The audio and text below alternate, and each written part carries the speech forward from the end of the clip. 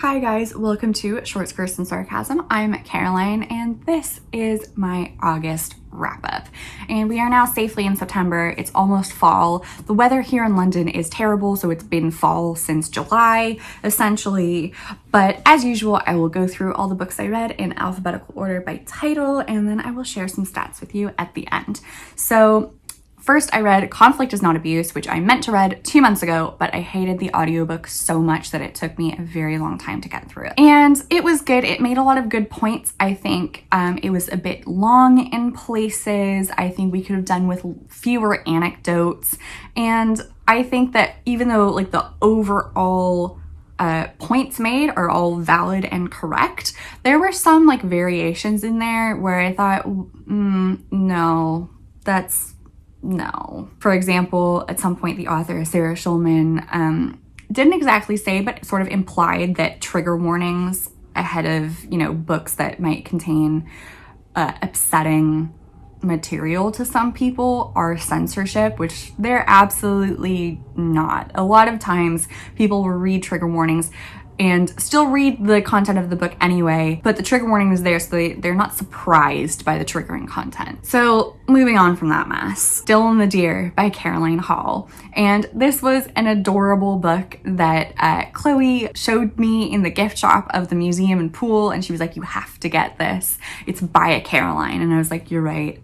I do need to get this. And so I bought it, and then we got home and I read it to her as a bedtime story, which you can see in my travel vlog when I visited Dorset. And in other news, Chloe has also made her own booktube channel, or rather YouTube channel, where she discusses books among other things. And she is a accessibility consultant for museums. So a lot of what she does is she'll like work with the museum to make sure that it's wheelchair accessible, etc., and accessible for other disabilities. So I will put her channel in my description box and you should go follow her because she's great. Next, I read Elephants Can Remember by Agatha Christie, and this is, I think, one of my favorite episodes of the Poirot TV show starring David Suchet, and it has Ariadne Oliver in it, who is one of my favorite Agatha Christie characters. She is so all over the place, so funny, and I really enjoy reading about her. In this, there's been a tragedy that is now several years in the past. A general and his wife have shot themselves or each other, or it was a murder-suicide on top of a cliff near their house. And the daughter of this couple is now grown up. She wants to marry this dude named Desmond, and his mother goes to Ariadne Oliver's literary lunch thing and goes, can you find out if my possible future daughter-in-law's mother killed her father or the other way around? And Ariadne Oliver thinks this lady is very rude, but she goes to Poirot, who helps her sort it out. And we, do find what happens at the end of this book, and it's all good. And I find Agatha Christie just like a very fun and easy and comforting author to read, which is why, so many of her books are peppered into my wrap-ups. Then I read Harvey Milk, His Lives and Death by Lillian Faderman, and this was on my TBR, I think, a few months past, and I didn't quite get to it because I just wasn't in the mood for audiobooks. But I did finally get to it, and it was really great. I rated it 5 stars. And it's a biography of Harvey Milk, and it goes into his life as biographies do. And I think it paints a very complete picture of him as a person, and it shows sort of all his flaws, because due to his, tragic murder, there is sort of this tendency to see him as like a martyr and without flaws, which, he's a person just like anyone else. So of course he does have flaws, and he had messy relationships in his life, and he was on quite a journey with his own identity as a gay man. It was really great. I thought it was very sensitive and very empathetic to both Harvey and other people around him in his life. So this does have a lot of tragedy in it. There's some suicide, and of course there is the brutal murder of Harvey Milk himself by his colleague Dan White, and the mayor I'm pretty sure the San Francisco mayor, George Moscone. So would recommend, but just beware that it's a bit of a bummer sometimes. Then I read Honey Girl by Morgan Rogers, and this was a really cute romance and I absolutely loved it. The writing style was really great. This is about Grace, this girl who has finished her PhD in astronomy, and she's sort of unsure what she wants to do next in her life. And she goes to Las Vegas to have a party that she's defended her dissertation after, 11 years in higher education. Finally, sort of lets loose. She's pretty straight-laced, but she lets loose, parties, and wakes up with a life. And she lives in Portland. Her new wife lives in New York. And so it's a cute romance of like people who are already married and trying to figure out what their relationship is and what it's going to be, and if they really do have potential or if it's just a like Vegas fling. And this is, it's not only a romance. I find the central relationship in this to be so cute and like warm and soft and delightful, but it's also about like Grace and Grace's friends and her relationship with them and her relationship with her parents who are divorced, and her relationship with her own career. And she's sort of wondering if academia is what she wants to stay in as a career or if she should do something else. But she feels like she's sunk so much time into astronomy that if she leaves, she's giving up. And even if that's what she would choose at the end, it's not giving up. I think just in general, the education is never wasted. But it's about Grace sort of like coming to terms with herself and also coming to terms with her whole entire wife that she now has. So I would really recommend this. Then I read Lester by Raven Leilani, and this was a NetGalley audiobook arc. I did want to I did try to get the ebook arc of it, but I wasn't approved for that, but I was approved for the audiobook well after the book actually was published.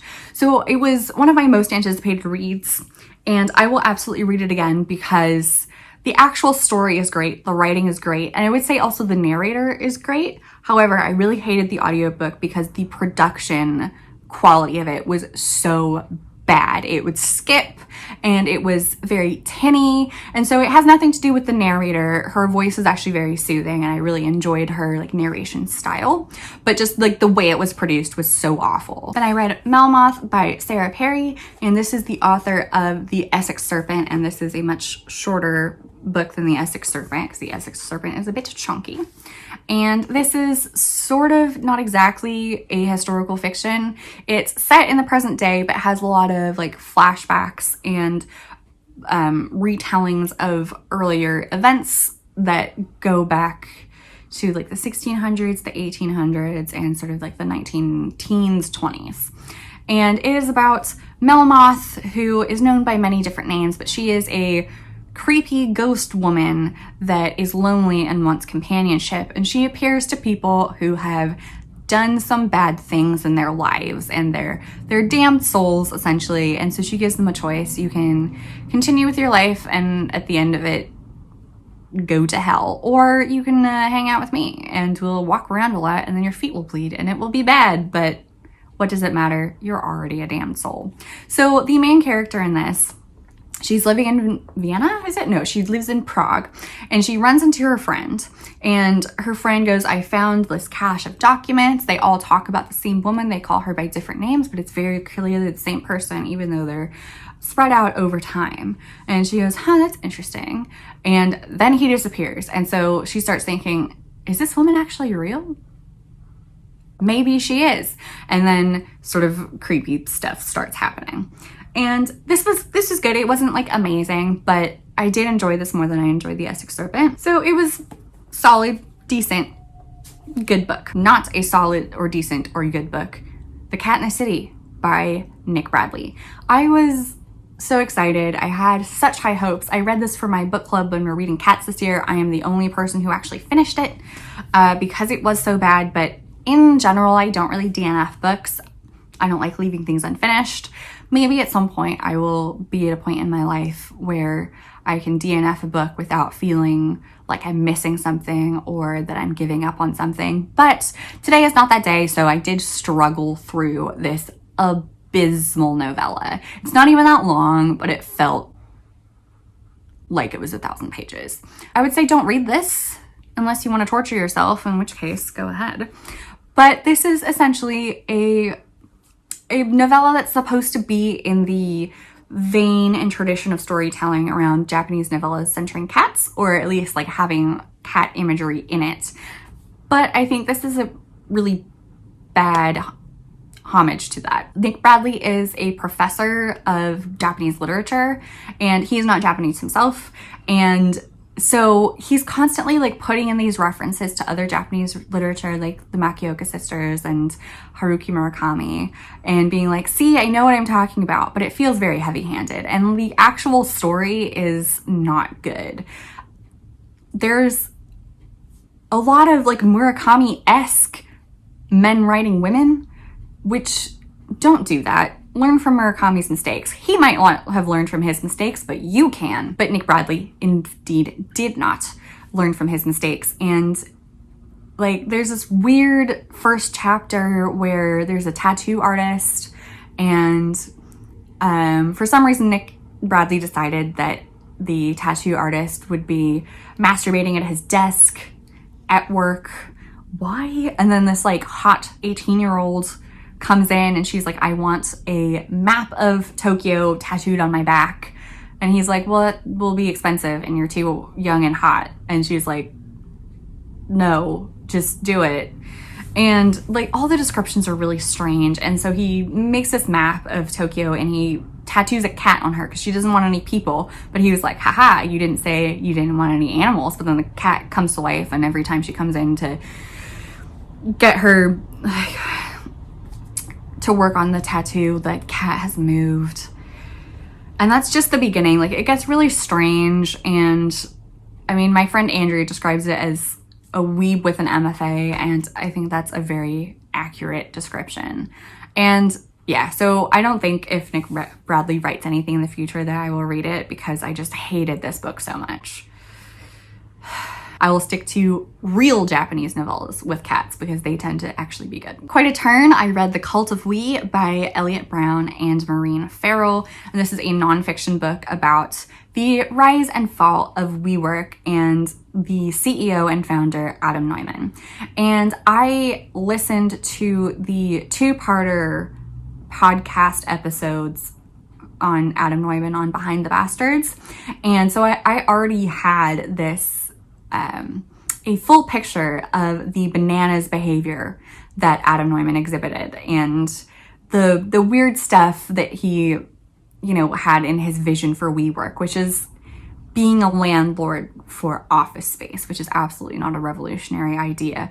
But he sort of cast himself in the tech wizard, revolutionary disruptor image, even though it's literally just renting out office space. It's not revolutionary at all. And the financial shenanigans that he was doing with his company's money as well, such as buying a jet that he did not need. And so this was a difficult read in some places. Like, this is a much more detailed version of the Adam Neumann story that Robert Evans does on Behind the Bastards. I think if you just want an overview, just listen to those episodes. This like goes way deeper into like financials and his relationship with SoftBank and his relationship with the Saudi royal family and like the funding that they gave him for WeWork and like all his relationships with venture capitalists, etc. And it's kind of depressing to read this because like this guy is like not special at all. He's not like super smart. He seems like normally intelligent, but then he's like taken a bunch of money and a bunch of power and essentially just like done bananas things that nobody needs ever. And I feel like all this money could have gone to someone with actually good ideas, but alas. And it's also depressing to sort of read the misogyny that's, in the tech industry, even though WeWork isn't really a tech company, but like in that sort of like vein of startups, like For example, Adam Neumann would repeatedly call maternity leave vacation or retirement, which it absolutely is not. And he would demote women who came back from maternity leave to lesser jobs with less money, which, like, children cost money. If anything, pay them more. Like, so it's incredibly frustrating to read about this guy because he sounds like a nightmare. Like, I got very angry reading this book. So if you're okay with feeling rage, then I would really recommend it. It's a very good, thorough, interesting book, and I think it's also really well written. I think a lot of these books can end up having writing styles that's very dry, and I wouldn't say that this book is dry. Then I read The Familiars by Stacey Halls, and this is her first book, and I have had it on my Kindle for a while. It's sort of about the Pendle witches in Lincolnshire. So this is a historical fiction book, and the main character, these are all based on actual real people. So the people are real, and the Pendle witches and the witch trials are real, and the sort of ending is real. But Stacey Halls has put together this like interwoven fictional soap. It's not exactly a soap opera, but it is reasonably dramatic. So the main character, Fleetwood Shuttleworth, which is a great name, she's pregnant. She's had a few miscarriages, and she's had 3 miscarriages, I think. But she's only 17. So she got married like quite young and has had miscarriages quite young. So she's obviously been devastated by these miscarriages, and she's very worried that her current baby isn't going to make it, and that she might also not make it through this pregnancy because she has had very difficult pregnancies in the past that, of course, previously have ended in miscarriages. So she really, really wants to keep this baby and not have to go through the grief of miscarriages again. So she finds this girl, Alice, who says she's trained as a midwife, and she actually starts to help her, and Fleetwood starts feeling better, and she feels stronger, and she's feeling hopeful that she can actually carry this pregnancy to term and actually become what she considers a real mother. I would argue that she's already a mother, even though she did lose her pregnancies.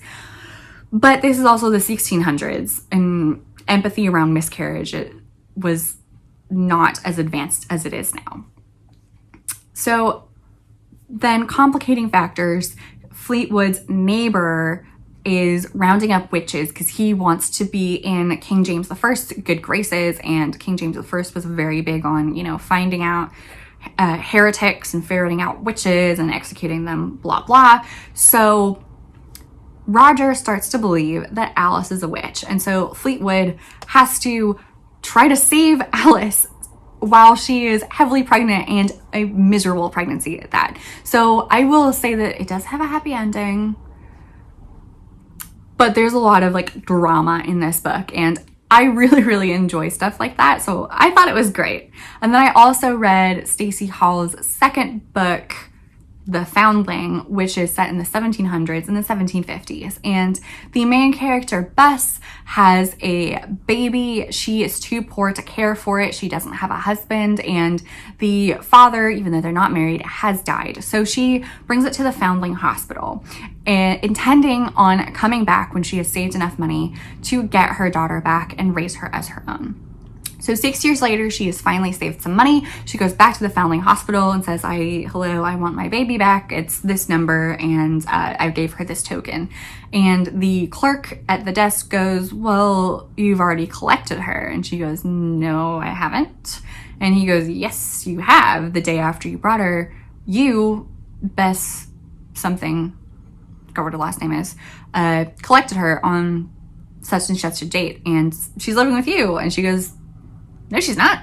So she goes on this hunt to find her daughter, and in this she gets employed by this, not exactly spinster, she is widowed, but she got married late in life and she has this daughter, and so she employs Bess as the nursemaid. And this woman has her own traumatic past. Like, you find out that she's been through some difficult stuff, and so she doesn't leave the house anymore except to go to church. And so the two of them form this, like, not exactly rocky, but complicated, layered relationship while they're both trying to support this daughter and while Bess is trying to find her own daughter.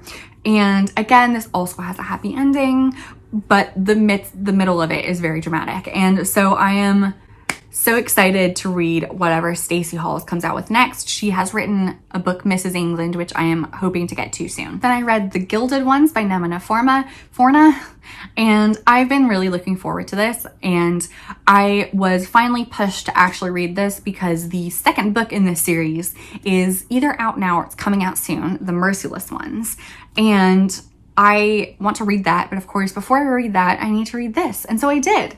And it was great. I loved it.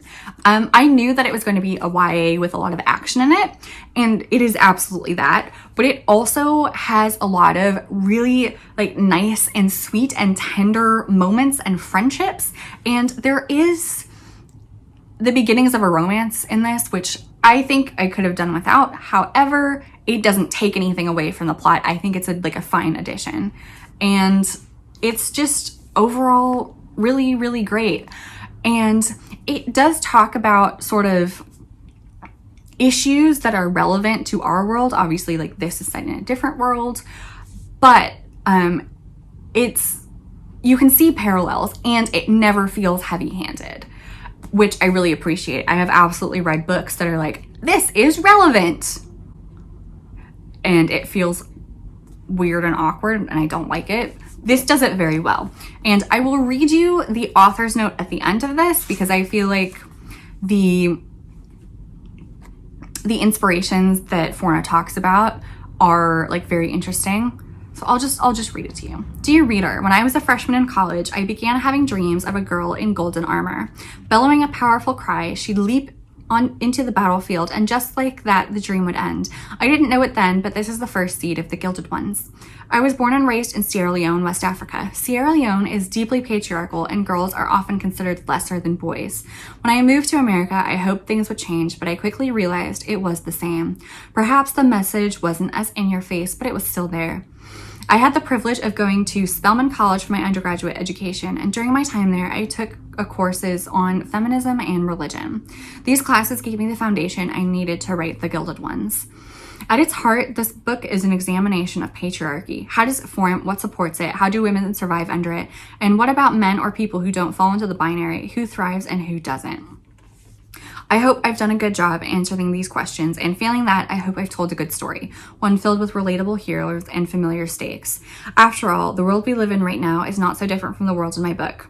These are dire times, times that call for heroes. The Gilded Ones, I hope I've created those heroes that can be for all of us. To every person reading this book, know that you are the hero of your own story. You can make things happen, and you can change the world. Choose to change the world for good. To all my teen readers, know that this is the world I've created for you. If you can't find love anywhere, find yourself here. Much love. I just think that letter is so powerful and perfectly describes this book. She absolutely has told a good story, and she absolutely has had thoughtful discussions of patriarchy and trying to survive under patriarchy. Like, I had high expectations of this book, and this book somehow exceeded them. So read this book. It's amazing. It is a tough read, as you might guess. There's a lot of like tragedy in here, but it is absolutely worth it. Then I read The Lady of the Lake by Andrzej Sapkowski, and this is the last main book in the Witcher series. And I know I've said this before, but I'm going to have to reread these books because they are very complicated, and I really enjoy them, but as soon as I finish them, I just forget everything. So in this book, I do know that Ciri, the main character, one of the main characters, sort of jumps into a different world, and it is the world of King Arthur, which I thought was kind of a rogue twist, but sure. And she's taken prisoner by some people, and then she enlists the help of a unicorn who time travels, and I thought some of it was like a little bit wild. However, it was still really fun. And I really enjoyed this book series, and I will absolutely read it again, like I've said. And I think there is another like prequel book or a short story book that I have yet to read, and then I will have read every book in this series. And I'm excited for that. And I thought this book was good. I thought the whole series was good. Then I read The Mystery of the Spanish Chest by Agatha Christie. This is one of her novellas. It's not as long as her full-length books. And it was good. There was a murder, there was a mystery, and it's solved. And it's a Poirot one as well. And so it's just really nice to return to like familiar characters like Poirot. I find it comforting. Then I read Things Fall Apart by Chinua Achebe, and I did finally get to this. It's not very long, so it did not take me long. I think it took me about 3 days. And it's a great classic book. So this is about the sort of threats of colonialism to West African societies. And the back does say that like there is this sort of threat to the society. What you find out when you read it is the threat is missionaries, which I think are an under-discussed, at least in the mainstream, under-discussed agent of empire. So I would really recommend this book. It's great. It's a classic for a reason, and you can see a lot of other literature, especially like literature that focuses West Africa, has been at least somewhat inspired by this book or has built on the foundation that this book has made. So it's a classic for a reason, and I think you should read it. And then last on this list, Wakenhurst by Michelle Paver. I had high hopes for this. It was another sort of creepy historical fiction book that I was feeling a creepy historical fiction hole in my heart after finishing both a Stacey Hall's book. And so I've had this on my Kindle for a while. I've seen it around. So I read it. It is creepy, but I didn't love it.